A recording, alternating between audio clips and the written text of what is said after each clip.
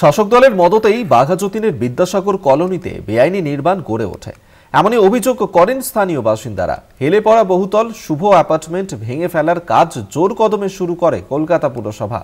জলাভূমি ভরাট করে নির্মাণের অভিযোগ ওঠে প্রমোটারের বিরুদ্ধে। কাউন্সিলরের অপসারণের দাবিতে সরব হয়েছেন স্থানীয়রাও। প্রতিবাদে সরব হয়েছে সিপিএম। বুধবার সকাল থেকেই জোর কদমে শুরু হয়ে যায় বিদ্যাসাগর কলোনিতে হেলে পড়া বাড়ি ভাঙার কাজ। এক রাতেই হেলে পড়ে বহুতল, অভিযোগ স্থানীয়দের। মঙ্গলবার রাতে ওই ফ্ল্যাট বাড়ির একাংশ ভেঙে ফেলার কাজ শুরু হয়। ঘটনাস্থলে যান যাদবপুরের তৃণমূল বিধায়ক দেবব্রত মজুমদার। সূত্রের খবর, প্রায় মাসখানেক আগে বাড়িতে ফাটল ধরা পড়ে। তারপর থেকেই বিপজ্জনকভাবে হেলে পড়েছিল বাড়িটি। 17 ডিসেম্বর থেকে শুরু হয় বাড়ি সোজা করার কাজ। বাসিন্দাদের অভিযোগ, 10 থেকে 12 বছর আগে জলাভূমি ভরাট করে বাড়ির নির্মাণ শুরু হয়। ঘটনার পর থেকে ফেরার প্রমোটার সুভাষ রায়। হরিয়ানা নির্মাণকারী সংস্থার বিরুদ্ধে এফআইআর দায়ের করেছে কলকাতা পুরসভা।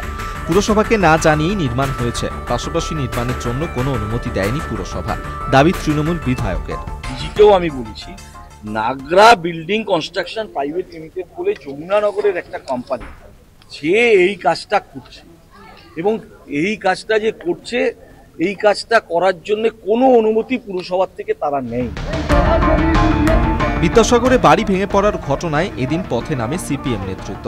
কাউন্সিলরের গ্রেফতারির দাবি জানানো হয়েছে।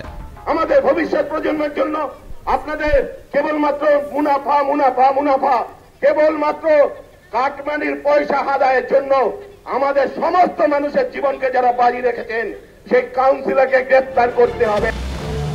সিপিএম এর প্রতিবাদ বিক্ষোভের পাল্টা সরব হয়েছেন যাদবপুরের তৃণমূল বিধায়ক দেবব্রত মজুমদার।